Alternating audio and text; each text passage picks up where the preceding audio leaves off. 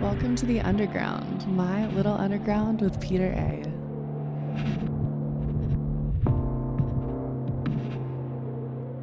It's My Little Underground.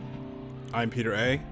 Artisan P, leader of the Tallahassee based label Citronella Room, is back on the show to talk about his brand new album, Direct Flights 2, with Miami based producer DJ Proof.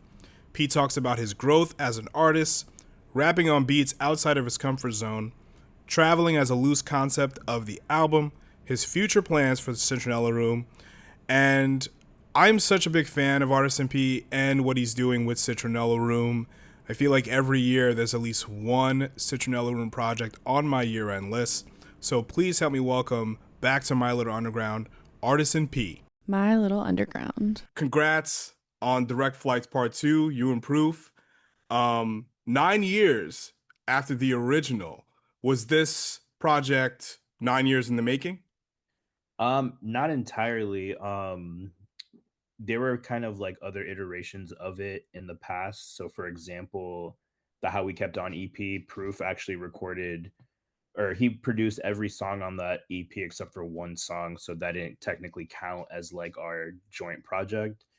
But I feel like some of those songs were I had the idea of doing something. Those were some of it. I didn't want to like sit on it too long, so I just put those out. And so intentionally after that came out, yeah, it was a couple years in the making, not entirely, not a whole 9 years, but definitely I got some batches after How We Kept On came out and started writing to those and just had a couple of loose songs here and there, and then a few more kind of came along, and then I had enough where I'm like, okay, this is a nice batch of songs that could be an album, but it also kind of like this is just him and I, so like let's do it. Direct Flights too, so. Yeah. And, from 2016, 2025, during that period, for yourself individually or Proof, how do you feel like you guys have evolved, A, as artists and B, as people? A lot because when I revisit some of those songs, I kind of hear, from the first one, who I was and what I was writing. And then even Proof himself, like some of those beats are like old, like those beats predate even when we started working on that project, So I know he's mentioned to him, like he listens back and can hear how old those beats are. And yeah, I think from my point of view, his style has kind of like evolved in a way. So he's definitely taken on like different styles and approaches that sometimes I'll hear beats from him that they don't even sound like they're his beats, but it's like, damn, like you did this, like this is sick, it sounds so different from what I expected. But myself too, I feel like a little more confident behind the mic, because in the first one I could hear like a lot of awkward moments and a lot of wordy lines that didn't need to be so wordy and stuff like that. So I feel like I've gotten a little bit better as a rapper, just like commanding, my presence in a way and kind of being more like strong in like my approach and things like that and delivery. Yeah, I definitely hear that because I know you've always been like a hook guy and a song structure guy, right? So when it comes to Direct Flights Part 2, how are you balancing the song structure element of music and also keeping your lyrics as dense and as potent as possible? I would say like with this one, for example, yeah, I definitely wanted to do like hooks, like intentional hooks, but I feel like the way that some of my hooks come about are like drafts of verses that never ended up being verses. So like some of those hooks like started off as verses in a way. So um yeah, like it's like a kind of a way of like extending what I'm trying to say in the verse, but in a more like palatable way that could be like repeated and not so like complex or anything like that. So yeah, I'm not sure if I'm answering this completely, but yeah, No, that's I fine. kind of yeah, I just wanted to just play with yeah, different like structures a little bit where like maybe I won't repeat the chorus again at the end or things like that. But yeah, so a lot of those hooks started off as verses and usually like when I'm writing a song, the verse, like I said, like that becomes the hook is kind of like where the idea of the song started from. So it just allows me to like expand on that idea, but getting a little more like detailed with it. Yeah, yeah, I definitely hear the concepts kind of come out in your hooks, you know. But when you're DJing, right? Are you listening to what people are reacting to, and then maybe incorporating some of those elements into your songwriting? A little bit. So I've been like working on beats. So I've been incorporating like what people react to when I'm trying to make beats. Where I'm like, okay, there's a strong response to like this style of music or this artist in particular. So I've been kind of experimenting with like some of my beat making. But I guess lyrically, a little bit. I try to also keep in mind what would sound good live in a performance when I'm doing some of these songs too. So I think of that to try to get a reaction out of people in person, but definitely taking elements of like, without, sounding like I'm like attention grabbing, but like just, hearing what works in other spaces and then just trying to like incorporate that on my own, especially with like, I've been going to shows a little more often, like traveling to go see, like, I saw Murs recently, saw Billy Woods recently. And so just like Wow. seeing those shows and seeing how they perform and like watching these like professionals in action, it's like, damn, yeah. So I take from that too, also, just like even in writing and in performing and just like, yeah, just like really studying the greats in person, you know what I mean? And like going to go see their shows and stuff like that. So, That's crazy that you went to go see, Murs and Billy Woods, because I feel like, you and Lou especially are cut from that cloth. And Murs, his live show is always great. He has bands, the White Man Dingoes and stuff like that. He's very influenced from punk rock and stuff. But I'm really curious, like for like Billy Woods, right? Like, how does he bring his music like to the live experience? Because it's so dense, it's so conceptual. Like what is that like? and yeah, honestly, he just really puts his all in every line, every word. Like, there is no like lull, I guess, like in his flow, like he's very consistent, like throughout, so and actually, me and Lou went to that show together in Tampa, which was dope. And we saw Arm& Hammer the year before. And just what about the thing that struck me the most is how, like, for example, when he gets to a hook, like he doesn't like half-ass it, like he does it like the song from start to finish, like every single part, and just really like, yeah, just consistent and just his like the power that he puts behind the words that he's saying. And so it's like, damn, that really struck a chord with me. So I'm like, I need to make sure that I'm not half-assing anything, and like everything needs to like be intentional and like say it fully. And like, yeah, his stuff is so dense and so layered, which I'm not anywhere near that like writing, skill, but it is something I think about. And even after this album, I finished it, I'm already like recording demos for some other stuff and definitely taking a lot of that too, where I'm just like, yeah, just a lot of stuff from Backwoods I've been listening to a lot. So Yeah. just kind of taking some of, some advice from those guys as far as from like what I'm, receiving from it. With direct flights too, conceptually, it's referring to a lot of like continued motion. Your getaway, right? Westbound, June vibes. You're taking flights, like the whole album. Mhm.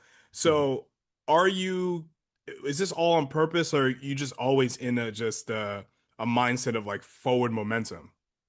Um, I think when I decided I wanted to do a direct flights too, yeah, some of it was kind of intentional. Like, let me throw in a couple references here and there, but a lot of it started off coincidentally too, just because with some of the songs, work sucks and I'm at work all the time and like Yep. I'm writing when I'm at work. So a lot of that is just like, man, I can't wait to get out of here. And I'm just like constantly talking about like getting away or just leaving or moving. So some of it like kind of came together naturally. But then when I saw that that theme was like recurring, then I was like, okay, this would be great for direct flights too. And then also let me add a couple more references just to kind of like make it a little more complete.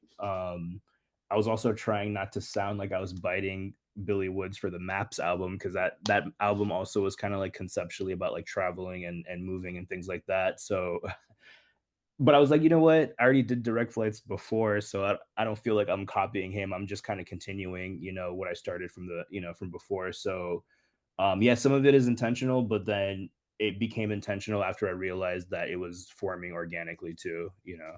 Yeah, yeah. It's definitely Direct Flight 2 is definitely like a cohesive body of work. And I'm partial to two things. One, I'm partial to like short, brief, concise projects. And when rappers work with one producer, Killer Right. Mike, LP, right? MF Doom himself Right. or Madlib. Um Right. yeah, so like when I'm hearing this, it's like, oh wow, like these guys like they've worked together a long time. They're like a tag team almost, and the chemistry is there, the concept is there, the little interludes are there. You know, I'm thinking about I don't know if you heard Common and Pete Rock's last album, The Auditorium, like similar idea. You know, Yeah. it's not like I'm not saying you're copying them. It's like I'm Yeah. partial to stuff like that. You No, know, for sure. And part of like the flights idea is, yeah, like the one producer, one rapper, but then also with the tracks, like they're not like super long, so it's just like one after the other. It's kind of like getting to the point. And then like the little interludes, like, we had interludes on the first one, but with this one, we kind of attached them to the song so they weren't like their own separate tracks, just to kind of like keep the flow going a little bit. But yeah, just the idea of just like getting from point A to point B, like this is our project, here we are, boom, so yeah. Did you guys kind of lock into the studio together? Was this done at many times, many different areas over the course of like a few months or a few weeks? Honestly, I recorded everything here on my own. But after I had like maybe 3 or 4 songs at a time, I would send them to him, see what he thought, if he liked them. Usually I would send them to him also to make sure like that beat wasn't taken for something else because that's happened before where he's like, Yeah. "Oh, I already used this for something." It's like, "All right, cool." But no, unfortunately, we weren't really together working on this one in person. The first one we did, we were going to the studio together to Yeah. record that. But this one, yeah, I've been in Tally for so long now, and when I do find time to go visit in Miami, it's not like I usually go see him when he's DJing. So we'll hang out, but not like in a setting where we could like work on music or anything like that. So yeah, I just recorded everything here at the crib, and yeah, asked him if, "Yo, is this dope? Do you like this?" He's like, "Yeah, yeah, it's cool, it's cool." So boom, Yeah.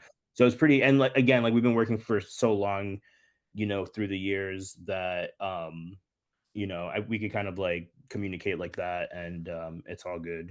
So Yeah. What are some beats that Proof made that when you heard them, it's not something you would normally rhyme over, but you were kind of gravitated towards? Westbound in I particular, was just thinking that. I was because just thinking that. and that's one of those beats that I heard and I was like, damn, like this is a Proof beat. Like he like it's like this is so different or just so unexpected. So I'm like, damn, okay, so he's definitely like, I mean, he's got probably thousands of beats I've never even heard, but in there, I'm sure he's got just a wider range, like a vast range of stuff. So when I heard that, I knew I loved it. And I think he actually sent that to me. I don't know. There were a handful of beats that were specifically for me where he's like, yeah, here's some like I definitely want you to use. I didn't even use all of them. So there's still stuff out there that's in the works. But yeah, when I heard that one, I was like, man, this is like so fascinating and it's so like off kilter in a way. So I'm like, shit, I gotta like take the challenge and like I need to write something to this. So that took a while for me before like I even wrote the first line. And once I figured out like the first line, I was like, okay, this is how I'm gonna do this. And it kind of like not wrote itself, but it snowballed into what it became. But at first, yeah, it took me forever to even like figure out where to even start. Like it was just so out there. But I love the way it came out. Definitely kind of like I approached it experimentally also, like even with the hook and like having the hook be like that was also a little bit out of my comfort zone where I'm like, I don't know, I mean, this is how I feel and this is what the song is, so we'll do it. But it's definitely like a little different, I think, in my mind. Yeah, yeah, and it's pretty much all piano licks. Yeah. Most of it. Yeah, it's interesting. It's like listening to MF Doom's Special Herbs because there's a lot of different kind of stuff and when you realize, wait a minute, this stuff was on his albums already, but it's so Right. like esoteric and out of the norm. But yeah, that was definitely like left field in the best way. Yeah. Um Thank you. Very memorable song. Love it. So speaking of anniversaries, um you and Lou, Buster Wolf, Don't Tell a Soul, 2 year anniversary. I can't believe it's been two Yeah. years.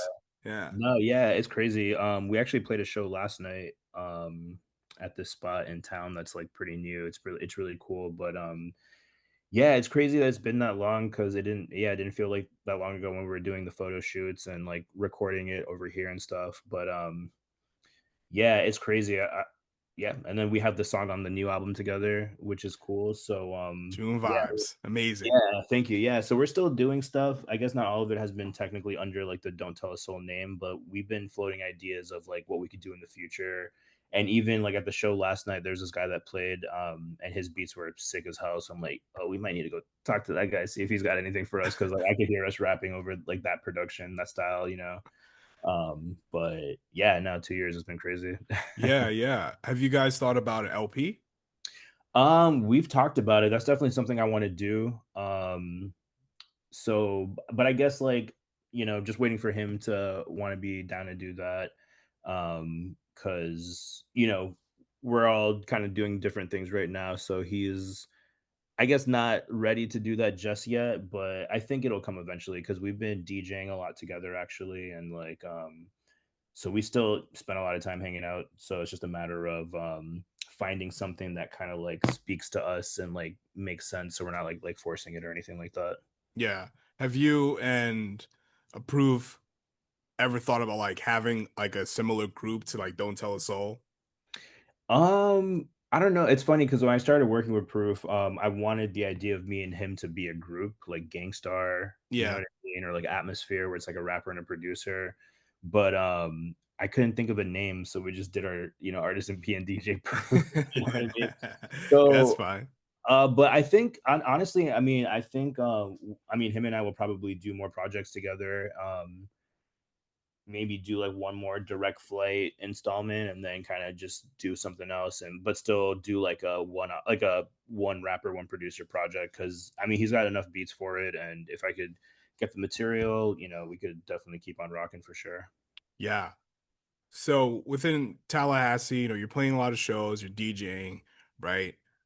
Are you noticing anything that catches your attention from like the local music scenes around you?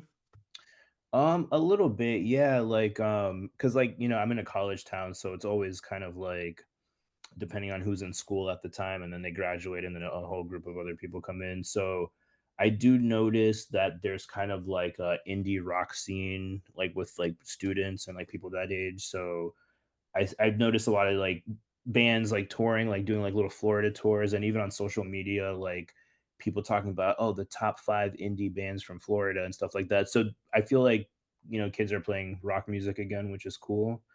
And then there's also definitely a spot out here that has DJs pretty regularly. So they do like their own version of like Boiler Room, like different Yeah. events like that. Yeah. So they have DJs and they're always doing events. So yeah, there's definitely still a group of people out here that are like doing stuff, and like there's definitely that community that's still there, which I appreciate, and I love to see. Like I love seeing like people, because I've been in Tallahassee for so long. I usually know everybody in the scene, but now it's just like a whole bunch of people I don't know doing things, and it's good to see. So yeah, definitely noticing a lot more DJs. Like a lot of like electronic music things are happening, indie rock stuff mostly.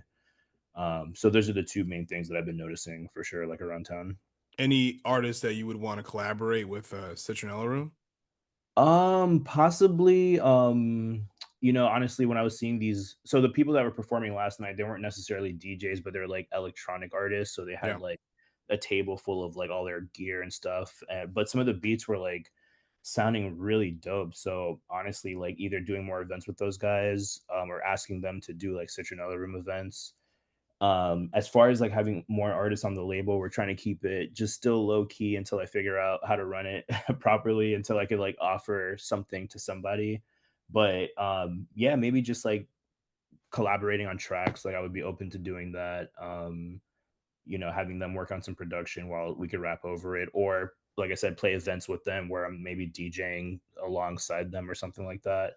But I definitely want to try to do more events under the Citronella Room name, and like invite the people that I see that I like, invite them to come along and join us, for some shows or something. Yeah. What do you have planned for Citronella Room as 2015 raps and looking into 26 and beyond? Um, more late show host stuff. Hmm. So more different types of like projects and songs. Like I said, I'm already writing new stuff. Since this album dropped, I'm kind of already thinking about like possibly doing an EP. I definitely want to do a full length album that maybe sometime next year would be dope. See how much I could get done, but definitely like an EP and like a couple songs here and there because I'm definitely still writing. People are sending me beats, so yeah, just hoping to get like some singles out and maybe an EP or two on the label. So and then really plan the album out, like my next album, like properly, get everything done in order, and maybe at least 27 have like full length album with vinyl and the whole works and everything. So Yeah. definitely trying to get some vinyl done as well too. So there might be a Direct Flights 2 record coming out as well in a few months. So I'll definitely be posting about that when it happens. So all the other releases you have planned, maybe end of this year, early next year, is it mostly Artisan P, some other Buster Wolf, and other late show hosts, like you said? Yeah, so right now, just our Artisan P and Late Show host. Hmm. Buster Wolf has been talking about a project. We've been talking about it for like years at this point, but we just haven't like put it out yet. So it's just a matter of us just like sitting and like having a serious day to just like, all right, let's get all this organized and finally put it out. But he has so many beats that he's kind of like putting like adding and taking out. So this album has seen so many iterations that hasn't even come out yet. So once he like finalizes that, we'd be open to having another Buster Wolf album come out, probably like an instrumental beat tape or something like that. But I think for the rest of the year, just maybe some music videos for Direct Flights too, and Yep. then yeah, so hopefully some vinyl as well. So Yep, yep. And of course, everything that we're talking about here is on citronellaroom.com, and I'll link it in the episode description. Like I remember when I had you and Bus Wolf on together, I was like, "Oh, plug your socials, plug your bank accounts. Let's bring everyone to citronellaroom.com. Let's just do that." Yeah, and I yeah, agree. yeah. That once you get there, then you'll find everything else. But yeah, that's like the homepage. Yeah, where you can pretty much find everything. Awesome. All right, RSMP, always good to talk to you. You know, the door is always open for Milet Underground for anything Citronella Room. I love what you guys are doing, and just keep it up. Keep up the good work.